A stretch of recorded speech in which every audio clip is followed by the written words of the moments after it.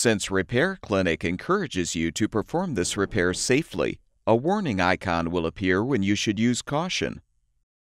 To replace the tailpipe gasket on this KitchenAid garbage disposer, you will need a 3/8" nut driver or a flathead screwdriver.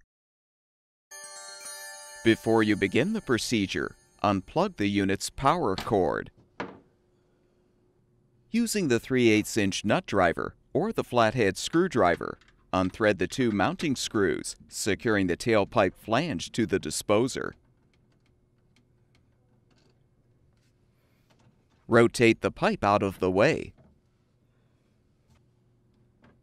You can now remove the old tailpipe gasket, if still intact.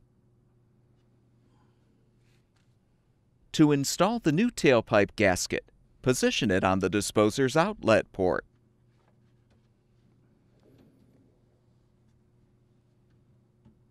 Position the tailpipe flange with the port, and thread the two screws to secure.